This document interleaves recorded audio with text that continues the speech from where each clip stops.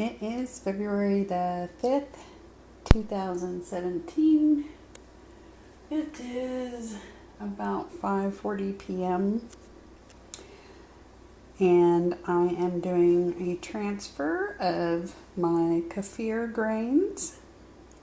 And I did buy a screen, and it makes the process so much easier.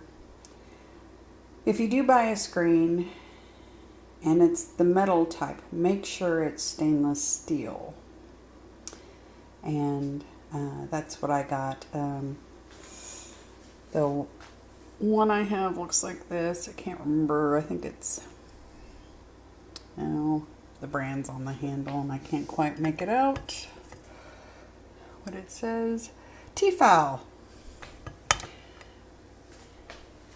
Anyway, some of my other videos weren't real clear because I used my other camera and it doesn't have an autofocus. But this is, whoop! Need to get that back up out of there. It's hard to do this one-handed. I need to get one of those frames for holding a cell camera on a tripod. Make it easier. My other camera is a Canon Rebel T3, and it's really made more for doing still shots and not footage, video footage. So I'm just going to use my cell camera for this kind of thing. And these are the live little probiotic colony. And as you can see, my colony, this is just half my colony. The other half's in the other jar. And as you can see, there's a good half cup or more in there. And I started out with a 1/4 cup total. So it's quadrupled in size in a couple of weeks. So, yeah.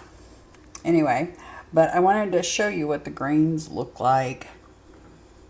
And I'm going to strain this out.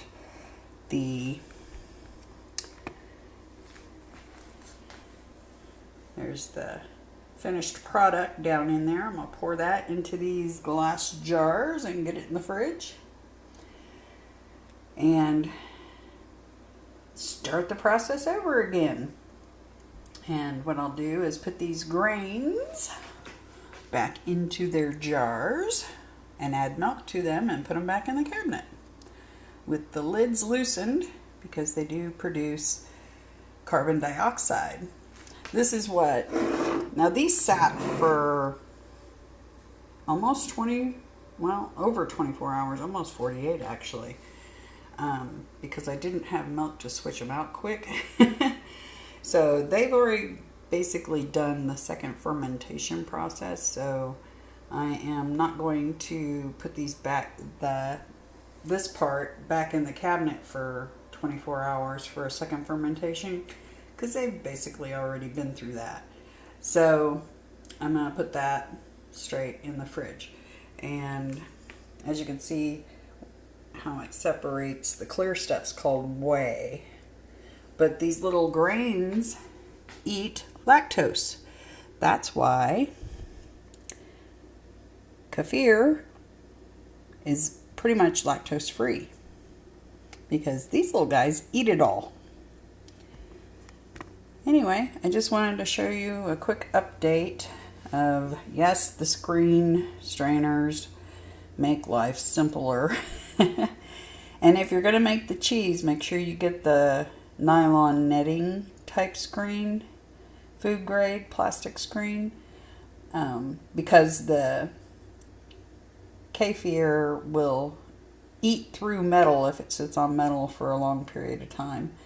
But if you're just using it for straining like I'm doing right here, no problem. Anywho, that's an update on that. I promise I will do a journal update. I've had a lot going on. My very old vehicle, she's 20 this year, 1997 Ford Taurus, is having major issues. Heater core, driver's side CV, and some throttle body issues. Anyway, so time for a car.